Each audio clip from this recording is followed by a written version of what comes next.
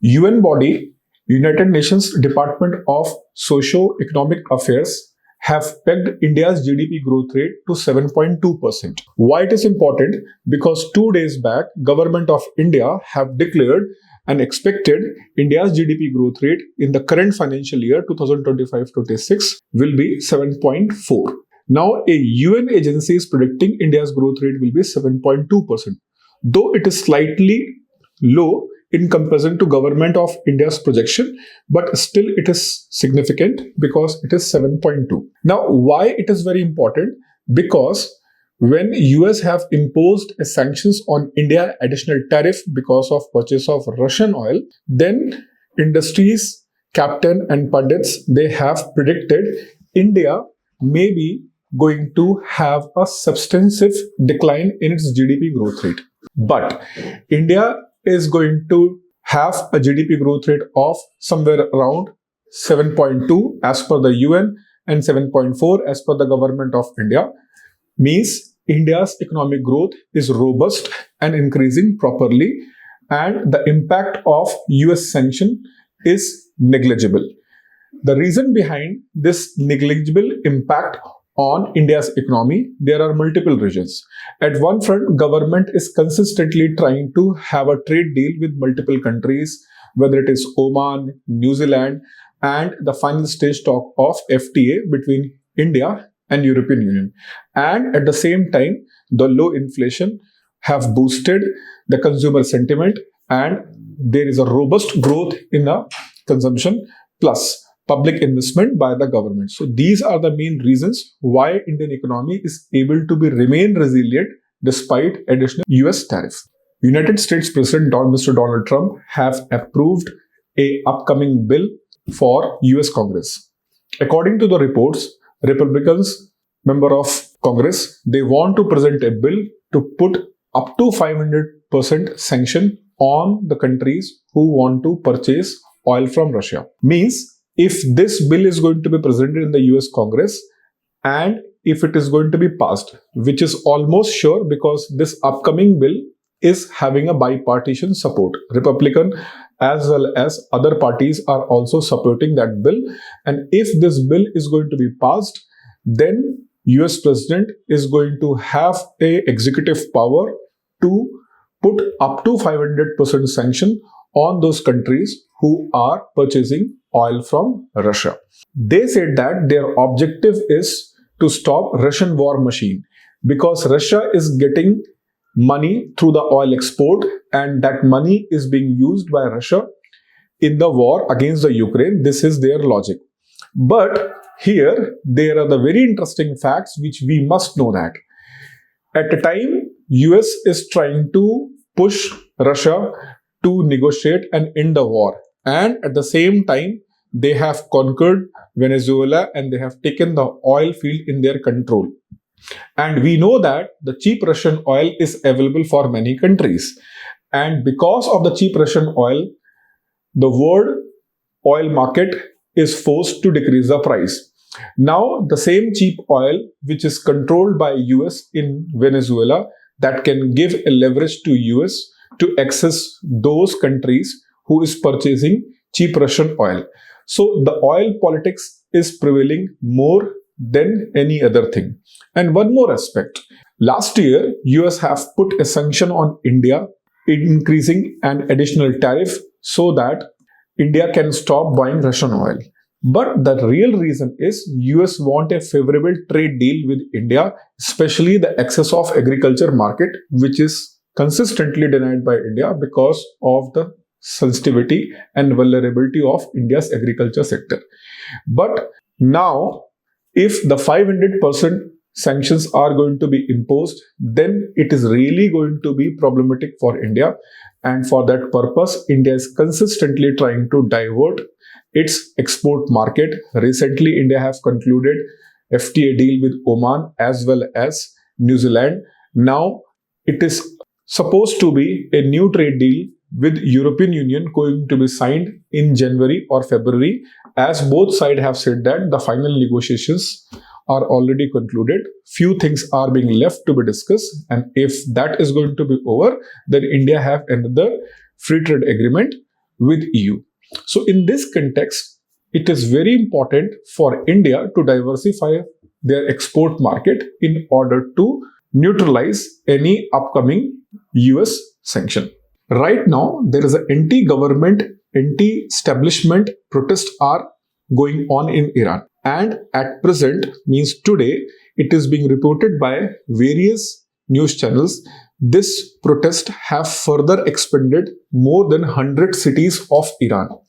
And this unrest in the Iran is also a cause of concern for India.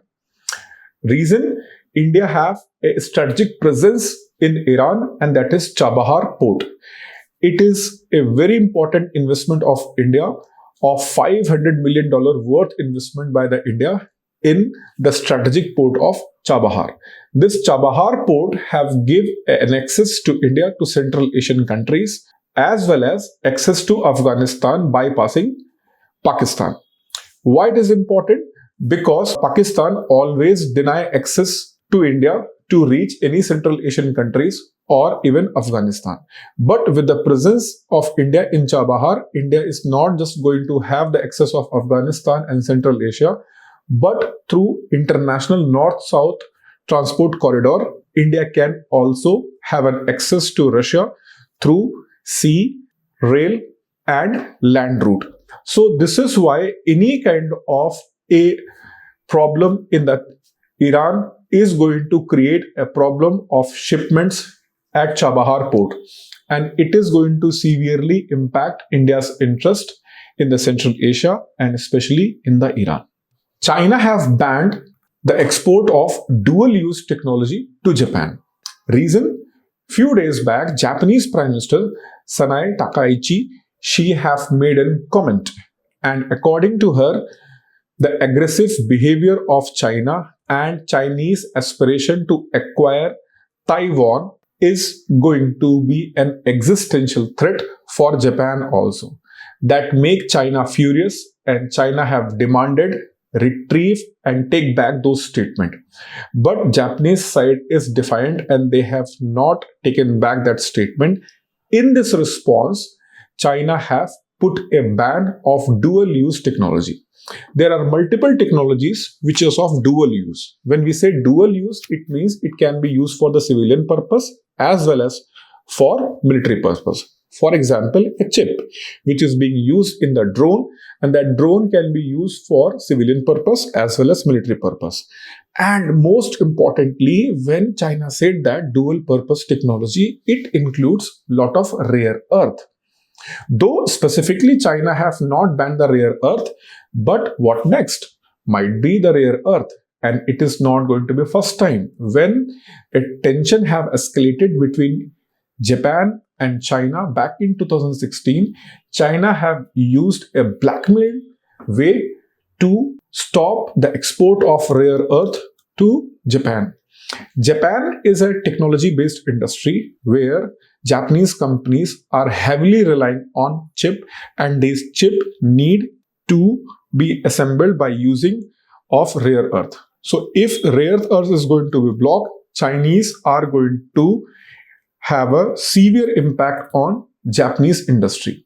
So in this way, the tension is being further escalating between China and Japan. At a side of Japan is not going to take back their statement, whereas China is adamant. So probably next will be rare earth after banning these dual-use technology. India is set to launch its first hydrogen train. This hydrogen train will start from a district of Haryana, Jind, and it will reach to Sonipat. This is a remarkable feat for India because India becomes first country in the world to have a hydrogen train at broad gauge. Though Germany and China are two other countries who also operate hydrogen trains, but India is the first country who is going to operate their first hydrogen train on broad gauge. For your information, the broad gauge is going to the widest gauge in terms of railway operations. This train of India is going to have 10 coaches where there will be 2 locomotives, and each locomotive have a power of 1200 kilowatt. Means it's a most powerful hydrogen-based locomotive in the world. With this power, it is able to take 8 coaches of the train, and this train will run from Sonipat to Jean to Sonipat. In this way, this train is going to have a zero carbon dioxide emission. This is a step for India to reach zero carbon emission goal. My question to you is, what is India's target to be net zero? Pin in your answer in the comment and let me know what is India's net zero target. Adani Aerospace and Embraer, a company of Brazil, they have signed an agreement to have a final assembly line of Embraer's commercial jets in India. Why it is important? Though India is one of the aerospace giant in the world, we have assembly lines of various aircraft, but majority of them, they are either military or military transport, military fighter jets and military transport. India do not have a final assembly line of any commercial jet in India. Though Pawan Hans helicopters is there, but it is in the helicopter category, and HAL is trying to develop a commercial jet, but still it is not having any success.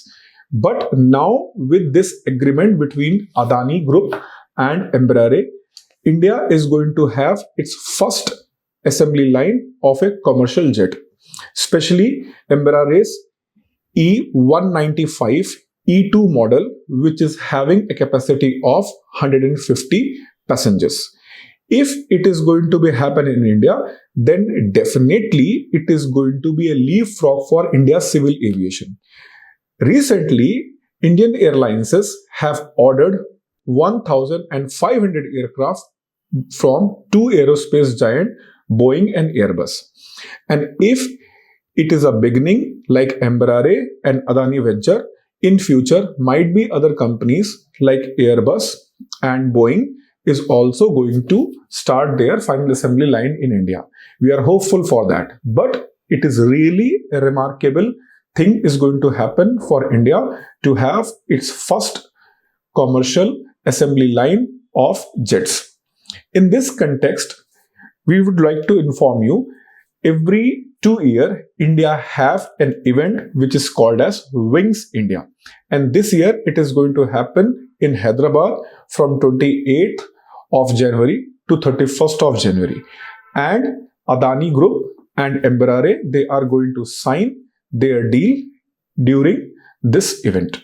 Adani operated Mundra port have become the first port in the India to handle VLCC.